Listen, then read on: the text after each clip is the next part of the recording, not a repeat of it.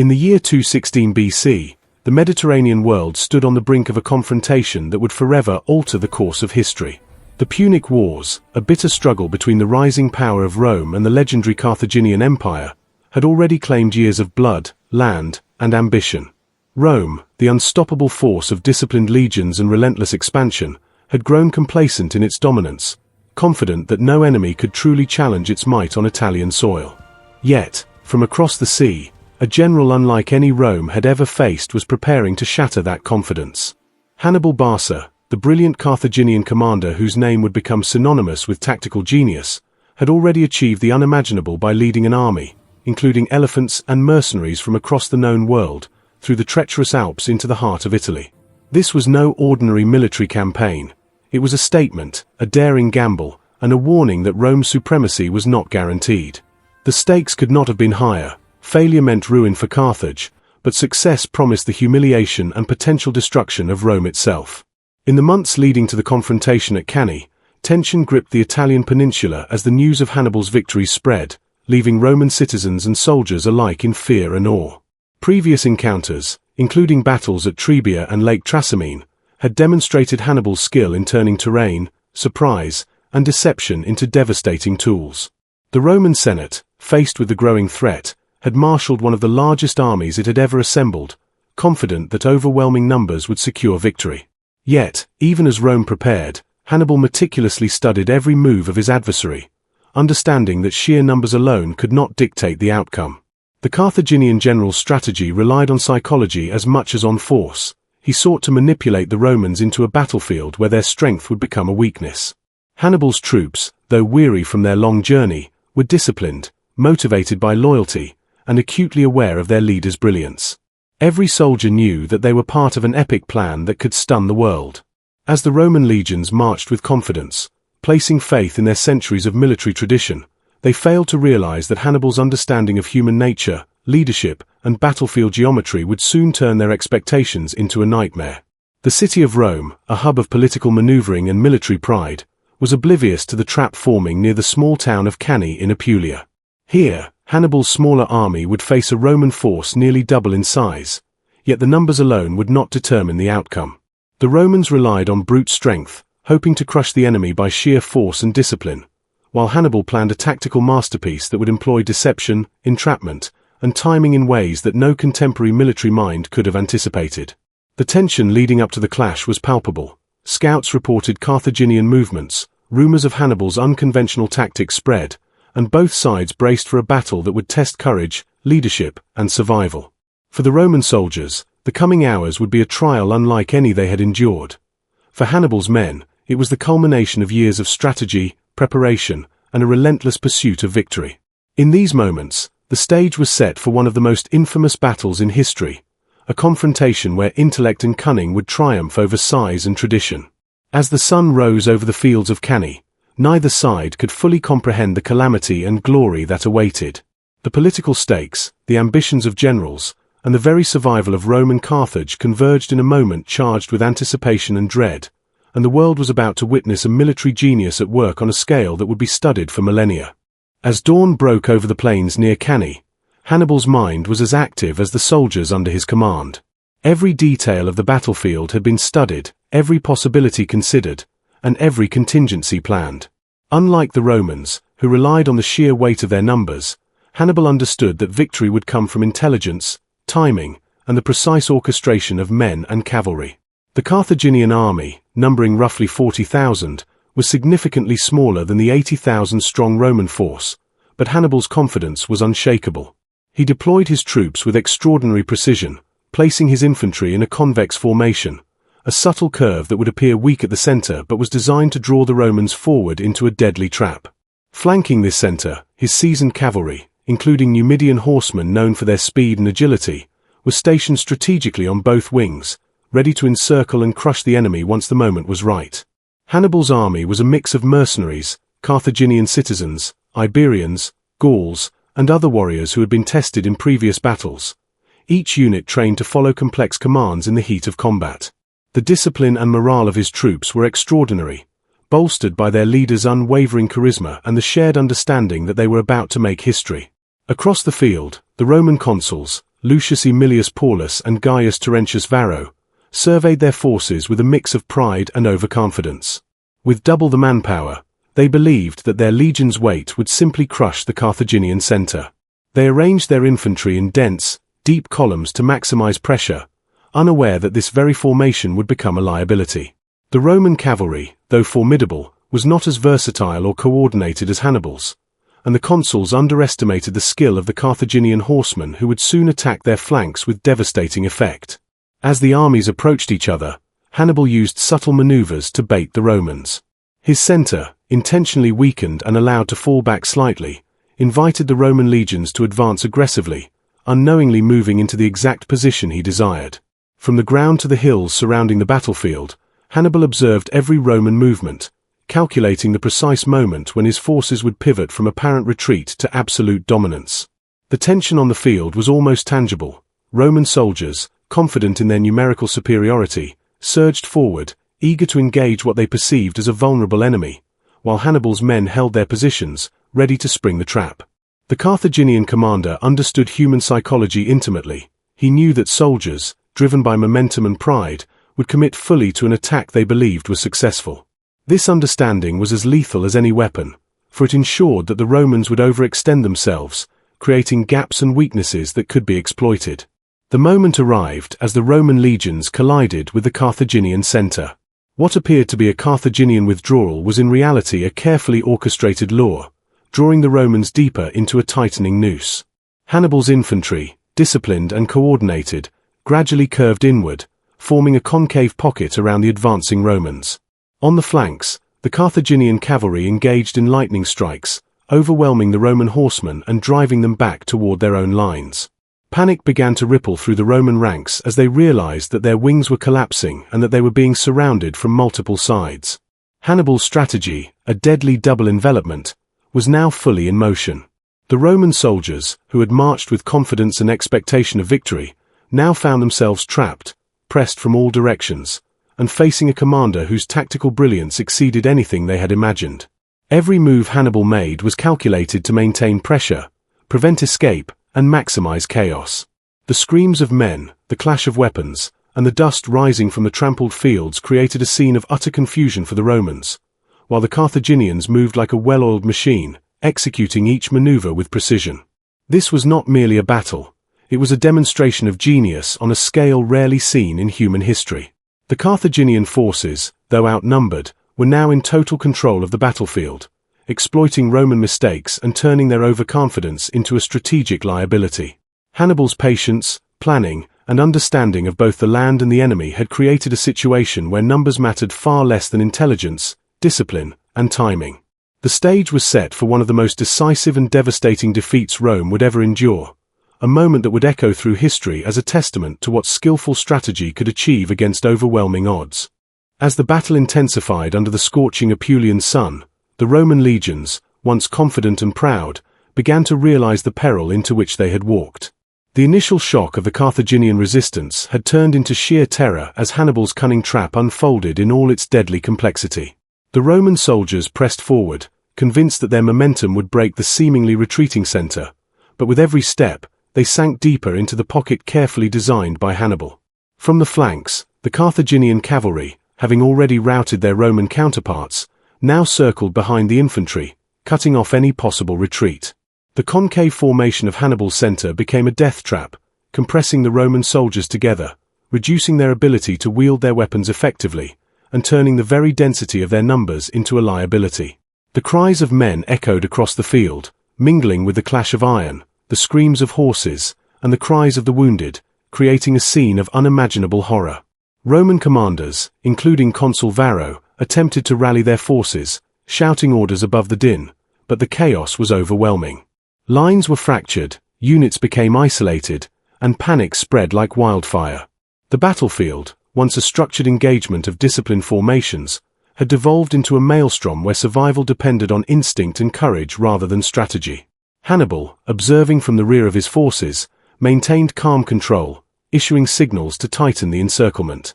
His troops executed the plan flawlessly. The center continued to absorb the Roman advance, while the flanking units closed the trap, leaving no avenue for escape. The Romans, trapped on all sides, found themselves compressed into a shrinking pocket where every movement became a struggle for survival. Fear and confusion sapped their strength, while the Carthaginians, motivated and coordinated, struck with precision. By midday, the Carthaginian army had achieved what would become known as the first true double-envelopment in history. Roman soldiers, once thought invincible, were cut down in staggering numbers. Estimates suggest that tens of thousands fell that day, and the battlefield of Cannae became a scene of unparalleled carnage. The Romans who survived the initial assault found themselves unable to break the encirclement, caught between the forward-pressing Carthaginian center and the overwhelming cavalry at the flanks. Men fought desperately, attempting to protect comrades and create openings, but Hannibal's plan allowed for no mercy. The trap was airtight, and the Carthaginians exploited every weakness. Bodies piled high, weapons shattered, and cries for mercy mingled with the sounds of relentless combat. For the Romans, this was not just a military defeat, it was a psychological catastrophe. The sheer scale of the slaughter, the precision of Hannibal's tactics, and the impossibility of escape shattered the morale of survivors and sent shockwaves back to Rome. Even the most seasoned soldiers, trained to withstand adversity, were stunned by the meticulous coordination and strategic foresight of their enemy.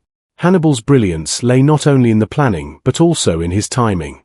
He understood the moment to tighten the trap, when the Romans were fully committed and could no longer retreat without catastrophic losses. His forces moved in unison, exploiting every gap, every hesitation, every sign of fear.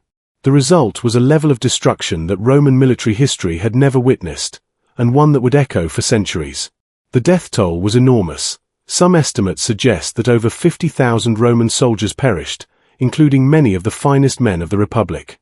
Roman commanders were either killed in combat or captured, and the survivors retreated in disarray, forever scarred by the experience. Hannibal's army, though victorious, did not escape unscathed. The Carthaginians suffered losses as well, though significantly fewer, a testament to the effectiveness of their strategy. Every maneuver, every engagement, and every strike had been calculated to minimize Carthaginian casualties while maximizing Roman losses. In the aftermath, the fields of Cannae were littered with the remnants of Rome's finest legions, a grim testament to the tactical genius of Hannibal and the devastating consequences of underestimating an enemy. For historians and military scholars, Cannae would come to symbolize the pinnacle of battlefield strategy, a masterclass in preparation, execution, and the psychological manipulation of the opponent. Hannibal's victory was complete, not through brute force, but through intellect, patience, and a deep understanding of the human element in warfare. It was a day where the art of war was displayed at its most ruthless and effective, leaving an indelible mark on the annals of history and teaching lessons about strategy, leadership, and the catastrophic cost of misjudgment. The horror of Cannae did not end on the battlefield. As news of the disaster reached Rome, panic and disbelief gripped the city like a vice. The Roman Senate, accustomed to victories and confident in the invincibility of their legions, now faced the shocking reality that a single general had shattered their military might in a single day. The death toll was staggering, with tens of thousands of soldiers lost, including key commanders whose leadership had been the backbone of Rome's armies. For the citizens of Rome, Cannae was more than a military defeat. It was a psychological earthquake that shook the foundations of the Republic. Families mourned the loss of sons, brothers, and fathers, while panic spread through the ranks of the political elite, fearing that Hannibal might march directly on the city itself. The initial response was chaotic, as the Senate debated the next steps, some advocating immediate retaliation with fresh armies, others proposing defensive strategies to fortify Rome and prevent further incursions. Rome faced a dilemma: to attack recklessly and risk further annihilation, or to regroup and change its military doctrine entirely. Meanwhile, Hannibal, fresh from his unparalleled victory, did not march directly on Rome. He understood that taking the city immediately would be risky, even for a commander as brilliant as he was. Instead, he sought to consolidate his position in southern Italy, attempting to sway Roman allies to his side and erode the political cohesion of the Republic. Many cities in southern Italy, intimidated by his victories and the reputation of his army, began to consider switching allegiances, leaving Rome increasingly isolated. Yet, Hannibal's caution revealed a crucial limitation. Despite his tactical genius, he lacked sufficient resources and siege equipment to immediately capture Rome itself. This pause allowed the Romans to begin an extraordinary process of recovery and adaptation, demonstrating the resilience and determination that would ultimately define their military and political identity. They abandoned the traditional strategies of direct confrontation, instead employing a war of attrition, avoiding open battle with Hannibal while harassing his supply lines and reinforcing loyal allies. Rome mobilized every available resource, calling upon citizen militias and even previously reluctant allies to maintain the Republic's cohesion. The shock of Cannae transformed Roman military doctrine, teaching them that numbers alone were insufficient and that strategy, discipline, and adaptability were paramount. Political debates raged as well, as factions argued over leadership, strategy, and whether to negotiate with Hannibal or fight on. Yet, despite the internal turmoil, Rome's core values, discipline, resilience, and determination, allowed it to endure. The memory of the fallen soldiers at Cannae became a rallying point, a grim reminder of the cost of defeat and the necessity of careful planning. Hannibal, while victorious, could not afford complacency.